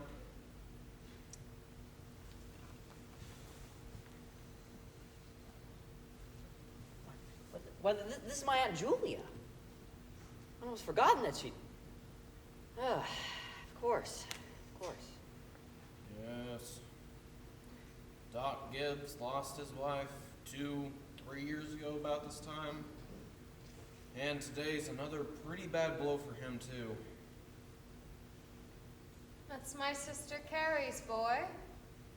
Sam Craig. I'm always uncomfortable when they're around. Simon. They write their own verses much, Joe? No, not usual. Mostly the bereaved pick a verse. Doesn't sound like Aunt Julia. There aren't many of those Hersey sisters left now, are there? Let me see. I wanted to look at my fathers and mothers. Over by the Craigs, Avenue F. He was the organist at church, wasn't he? Drank a lot, we used to say. No one was supposed to know about it. He had seen a peck of trouble. Died very suddenly, you know? Oh, did he? Yes, he chose his own epitaph. Ain't a verse exactly. What? It's just some notes of music. What is it? Oh, I wouldn't know. It was wrote up in the Boston papers at the time.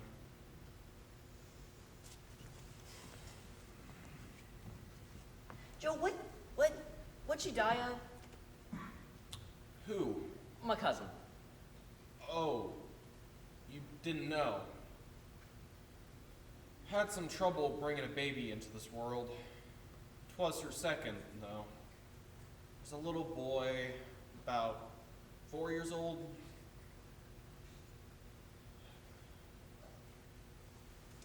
Grave gonna be over there?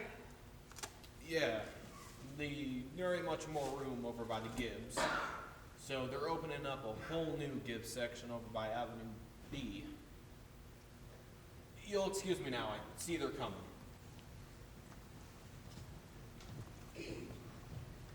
Who is it, Julia? My daughter-in-law, Emily Webb. Well, I declare the road up here must have been awful muddy. What did she die of, Julia? In childbirth. Childbirth? I'd forgotten all about that. My, wasn't life awful?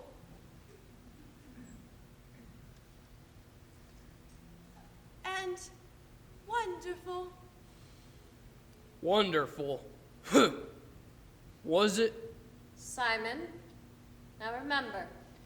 I remember Emily's wedding. Perfectly lovely wedding. I remember her reading the class poem at graduation exercises. Emily was one of the brightest girls to ever graduate from high school. I heard Principal Wilkins say so time after time. I called on them at their new farm just before I died.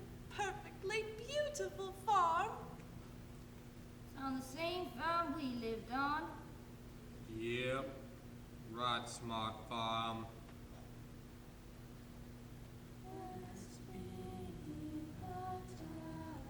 I was hoping they'd sing a hymn. I always liked that hymn. Hello. Hello, Emily. Hello, Miss Gibbs. Hello, Mother Gibbs. Emily. Hello. It's raining. Yes. They'll be gone soon, dear. Just rest yourself. It seems thousands and thousands of years since Papa remembered that was my favorite hymn. Oh, I wish I'd been here a long time. I don't like being new here. How do you do, Mr. Stimson? How do you do, Emily? Mother Gibbs, George and I have made that farm into just the best place you ever saw. We thought of you all the time. We wanted to show you the new barn and a great long cement drinking fountain for the stock. We bought that out of the money you left us. I did. Don't you remember, Mother Gibbs? The legacy you left us? Why, it was over $350. Yes. Yes, Emily. Well, there's a patent device on the drinking fountain so that it never overflows, Mother Gibbs, and it never sinks below a certain mark they have there. It's fine. It won't be the same to George without me, but it's a lovely farm. Live people don't understand, do they? No, dear. Not very much. They're sort of shut up in little boxes, aren't they? I feel as though I knew them last 1,000 years ago. My boy is spending the day at Mr. Carter's. Oh, Mrs. Carter, my little boy is spending the day at your house. Is he? Yes, he loves it there. Mother Gibbs, we have a Ford too. Never gives any trouble. I don't drive though. Mother Gibbs, when does this feeling go away? Of being one of them? How long does it... Shh, dear. Just wait and be patient. I know. Look, they're finished. They're going. Shh. Look, Father Gibbs is bringing some of my flowers to you. He looks just like George, doesn't he? Oh, Mother Gibbs, I never realized before how troubled and how in the dark life persons are. Look at him. I loved him so.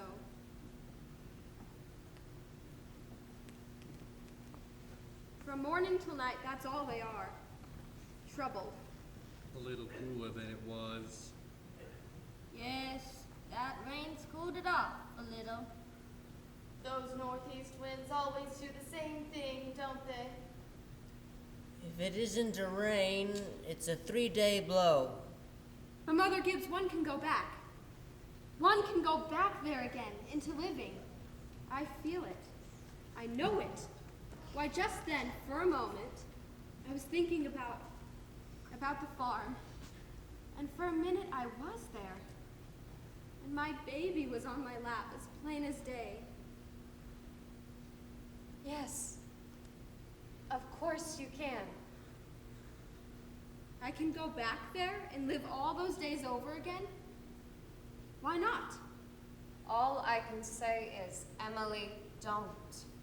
But it's true, isn't it? I can go and live back there again. Yes, some have tried, but they soon come back. Don't do it, Emily. Emily, don't. It's not what you think it will be. But I won't live over a sad day. I'll choose a happy one. I'll choose the day I first knew that I loved George. Why should that be painful? You not only live it, but you watch yourself living it. Yes? And as you watch it, you see what they down there never know. You see the future, and you know what's going to happen afterwards. But is that painful? Why? That's not the only reason why you shouldn't do it, Emily. When you've been here longer, you see that our lives are to forget all that and think of only what's ahead and be ready for what's ahead. When you've been here longer, you'll understand. But Mother Gibbs, how could I ever forget that life? It's all I know. It's all I had. Oh, Emily, it isn't wise. Really, it isn't. But it's a thing I must know for myself. I'll choose a happy day anyway. No, no. At least choose an unimportant day. Choose the least important day in your life. It will be important enough. Well, then it can't be since the baby was born. Or since I was married. I can choose a birthday at least, can I? I choose my 12th birthday. All right. February 11th, 1899. That's a Tuesday. Do you want any particular time of day? Oh, I want the whole day. We'll begin at dawn. You remember it had been snowing for several days, and it had stopped the night before, and they had just begun clearing the roads. The sun's coming up. Look, there's Main Street. Why, that's Mr. Morgan's drugstore before he changed it. And there's the livery stable. Yes, 1899. That was 14 years ago. Oh, that's the town I knew as a little girl. And look, there's the old white fence that used to be around our house. Oh, I'd forgotten that. Oh, I love it so. Are they inside? Yes. Your mother will be coming downstairs in a minute to make breakfast. Will she? And you remember, your father had been away for several days, and he had just gotten back on the early morning train. No. He'd been back to his college to make a speech in Western New York at Clinton. Look, there's Howie Newsome. There's our policeman. But he died. He's dead. Whoa, Bessie! Morning, Bill. Morning, Howie. You're up early. Yeah, just saved a couple of Polish fellows up in the mountain. Darn near froze to death. Got drunk, lay out in the snowdrift. Thought they were in bed when I shook them. Why, there's Joe Crowell. Morning, Mr. Warren. Good morning, Howie. Children! Wally, Emily, time to get up! Mama, I'm here. Oh, how young Mama looks. I didn't know she was ever that young. You can come and dress by the kitchen fire if you'd like, but hurry! Good morning, Mrs. Newsom. It's cold. 10 below by my barn, Mrs. Webb. Think of it. Keep yourself wrapped up. Mama, I can't find my blue hair ribbon anywhere.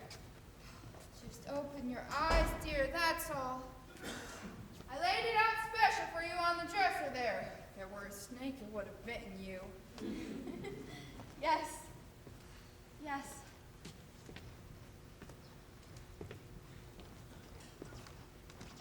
Good morning, Bill. Morning, Mr. Webb. You're up early. Yes, just been back to my old college in New York State. Been in any trouble here? Well, just saved a couple of Polish fellows up in the mountains. Darn near froze to death. We must get it in the paper. Wasn't much. Papa. Good morning, Mother. How'd it go, Charles? Oh, fine, I guess. I told him a few things. Everything all right here? Yes. Can't think of anything that's happened special. Coffee's ready when you want it. Oh, Charles, don't forget, it's Emily's birthday. Did you remember to get her something? Yes, I've got something right here. Where's my girl? Where's my birthday girl? Oh, don't interrupt her now, Charles. You can see her at breakfast. She's slow enough as it is. Hurry up, children. It's 7 o'clock. Now I don't want to call you again. I can't bear it. They're so young and beautiful. Why did they ever have to get old? Mama, I'm here. I love you all, everything. Oh, I can't look at everything hard enough.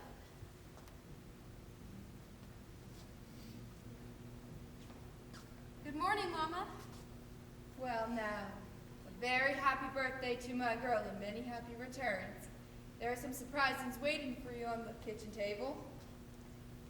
Why, Mama, you shouldn't have. That and the blue paper is from your Aunt Carrie.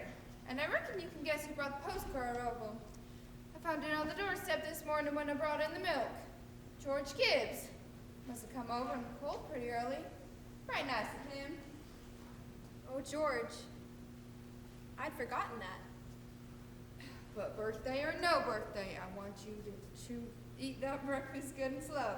I want you to grow up to be a good, strong girl. Mama, just look at me 1 minute as though you really saw me.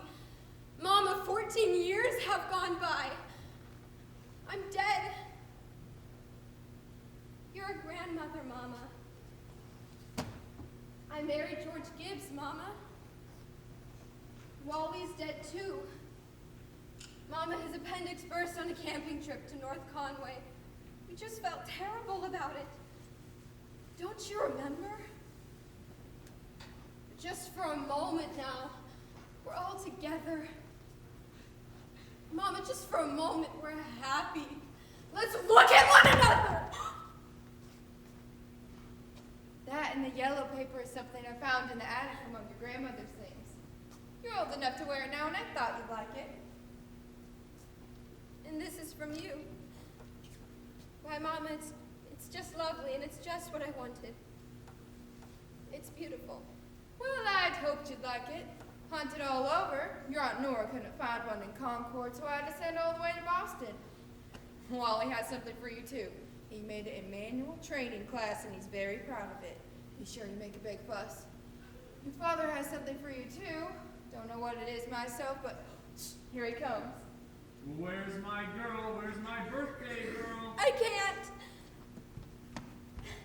can't go on. It goes so fast. We don't have time to look at one another.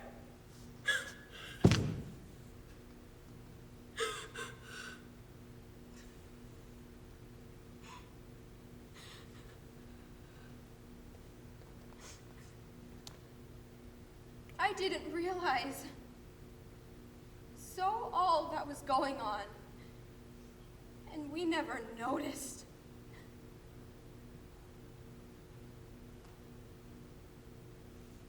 Take me back, up the hill, to my grave. But first, wait. One more look.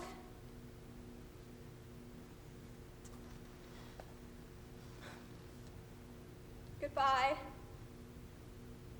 Goodbye, world. Goodbye, Grover's Corners, Mama and Papa.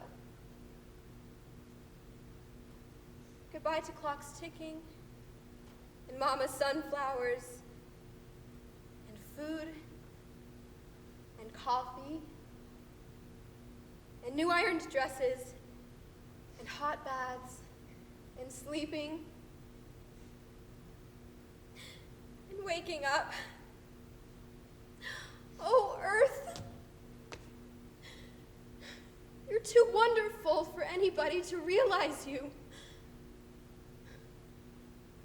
Do human beings ever realize life while they live it? Every minute? No. The saints and the poets, maybe. They do some.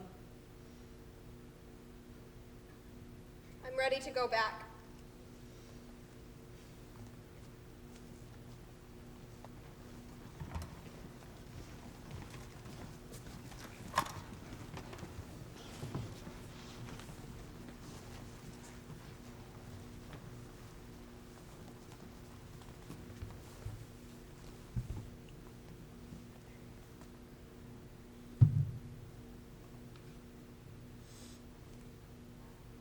Were you happy? No. I should have listened to you. That's all human beings are. Just blind people.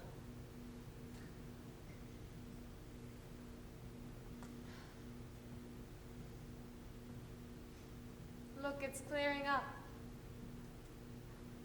The stars are coming out. Oh, Mr. Stimson, I should have listened to them. Yes. Now you know. Now you know. That's what it was to be alive. To move about in a cloud of ignorance. To go up and down, trampling on the emotions of those around you. To spend and waste time as though you had 1,000,000 years. To always be at the mercy of one self-centered passion or another. Now you know. That's the happy existence you wanted to go back to. Blindness and ignorance. Simon Stimson, that ain't the whole truth, and you know it.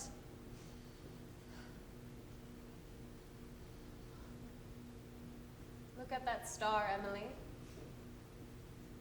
I've forgotten its name. My boy Joel was a sailor. He used to sit on the porch evenings and tell 'em all by name. Yes, sir. Wonderful. Stars of mighty company. Yes, yes, 'tis. Here's one of them now. That's funny. Ain't no time for one of them to be here. Goodness sakes. Mother Gibbs, it's George. Shh, dear. Just rest yourself. It's George. And my boy Joel, who was a sailor, he used to say it took millions of years for that speck of light to get to the earth. Don't seem like a body could believe it. That's what he used to say. Millions of years. Goodness, that ain't no way to behave. He ought to be home. Mother Gibbs. Yes, Emily. They don't understand, do they?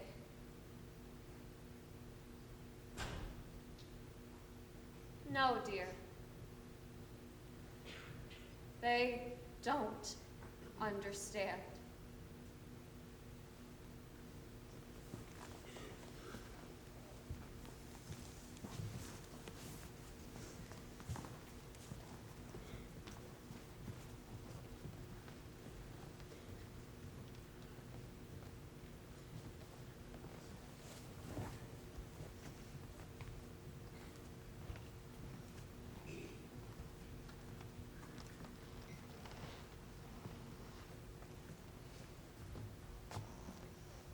Most everybody's asleep in Grover's Corners.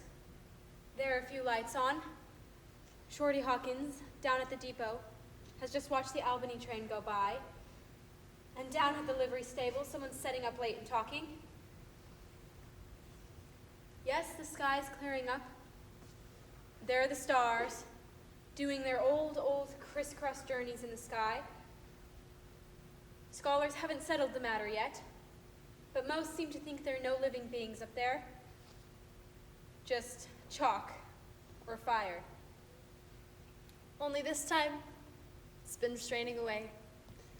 Straining away to make something of itself.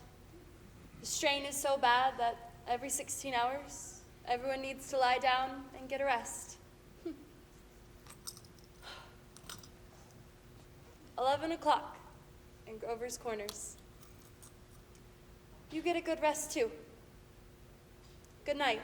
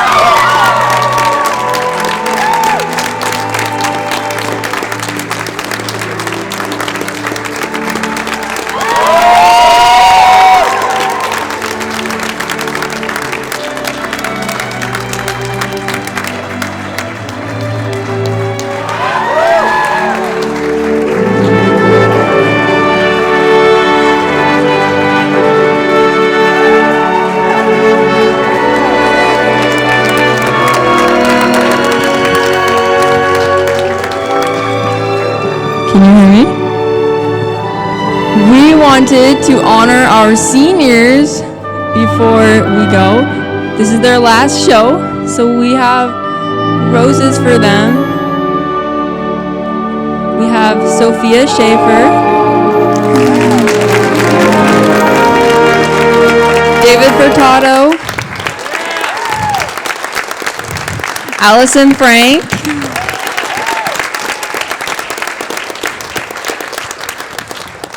Kate Tyler, Jane Holloway,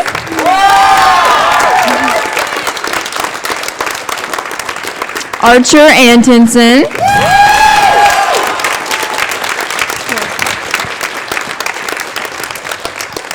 April Tuvey,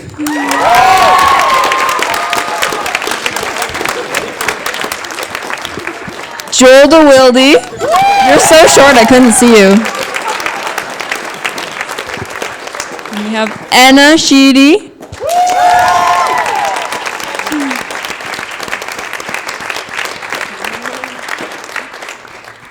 And Lucas Milan.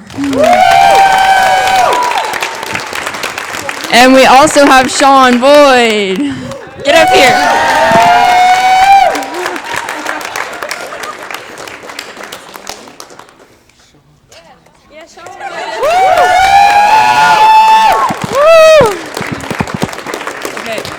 Seniors, come to the front and do one last bow together. Oh, Gigi McGuire. I'm so sorry.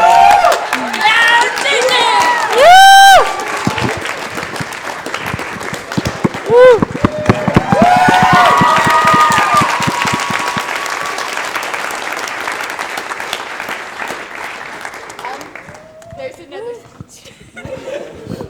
All right, let's have it.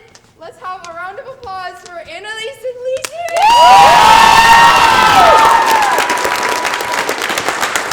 Oh. Captain Queen. At the beginning of this semester, I had no clue what was going to happen, and honestly, I was terrified because at the time, I couldn't see the vision that you guys had. It all felt so unknown. And then, you guys just came in swinging! You took this program on with confidence and determination, which is so inspiring to every single one of us. And so we wanted to say thank you for all your hard work and dedication, for all your patience, and for all the encouragement you gave to us throughout this year, and for all the time that you guys spent creating this amazing vision. We are so incredibly blessed to have directors like you who can, on their first show, by the way, make something so beautiful and profound. So, yay! Round of applause. And we have succulents for you guys.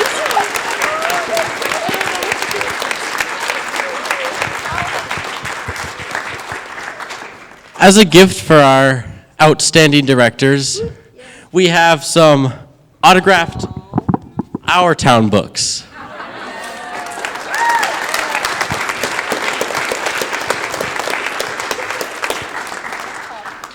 At the beginning of the season, I didn't know what this play was going to hold.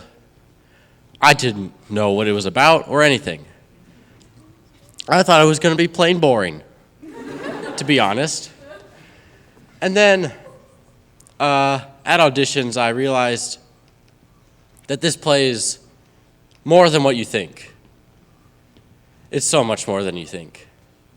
Throughout the entire season, Lisi and Annalise, there have been some problems, but they remained calm throughout the whole process. And they've dedicated, I don't even know how many hours of work. So many hours of work. Can we give it up for our outstanding directors?